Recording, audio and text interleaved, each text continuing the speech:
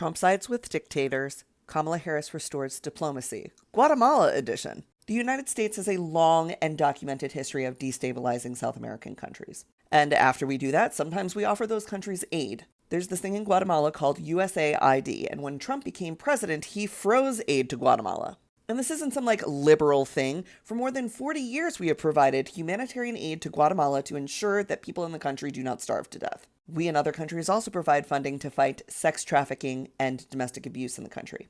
There was a corrupt president known as Jimmy Morales, and he was under investigation for being somewhat of a dictator, an autocrat, and exploiting his people. See, Jimmy didn't like that Guatemalans were leaving the country and so no longer working their fields because they were seeking a better life in America. So Jimmy got Trump to basically agree to stop asylum seekers from Guatemala from being able to head to the United States. And in return, Guatemala moved their embassy in Israel to Jerusalem. They also agreed to take in a certain amount of migrants from other Latin American countries.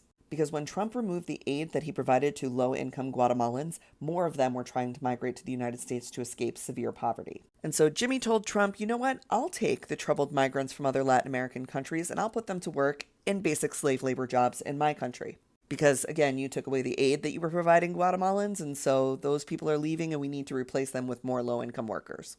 Oh, and on top of it, Jimmy was being investigated by Guatemala's version of the DOJ for corruption. And he and Trump bonded over their perceived persecution at the hands of independent prosecutors. Trump helped to eliminate a prosecutor known as Velasquez, who was known as the Robert Mueller of Latin America. Oh, and of course, Russia had a play in this as well. Velasquez, the Robert Mueller of Latin America, had also gone after 2 Russians who emigrated to Guatemala. They had come to the country through massive identity fraud, which had landed this couple and their 14-year-old daughter in Guatemalan prison. Donald Trump helped take down the Guatemalan DOJ and this investigator, the investigator who was in charge of reducing the amount of corruption in Guatemala. After Trump left office, Guatemala held another election in which they ousted Jimmy, the would-be autocratic president, and they got a new Democratic president. And President Biden was actually a part of ensuring that Jimmy didn't do a coup, Guatemala's own January 6th.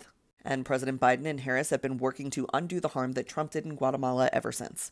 They have been working on effective migration strategies because, Guatemala is losing a ton of its workers because the conditions there are so bad. And Trump and Harris have worked with him to address the root causes of migration, which will improve the economy in Guatemala by $5.2 billion in the private sector. Government and politics is very boring from time to time, and we don't hear about stories like this because we're always dealing with the culture wars they put in front of us. But when you dig deep into the damage that Trump did across the world to destabilize other allied countries, and the amount of work that Biden and his team had to put in to undo that while also building back better, it truly is remarkable. A President Harris ensures a more stable Latin America and better border policies because we can work with other countries to ensure that the root causes for why people are leaving in such desperation are addressed. Donald Trump is a disaster for Latin America, for securing the border, and for the quality of life that migrants have in this country.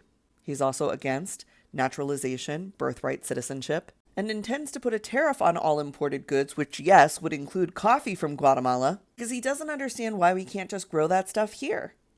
Election day is tomorrow, and I truly hope that you will consider voting and that you will consider looking deeply at what the 4 years of Trump policies actually did to the world, as opposed to trying to remember with some rose-colored glasses how things used to feel.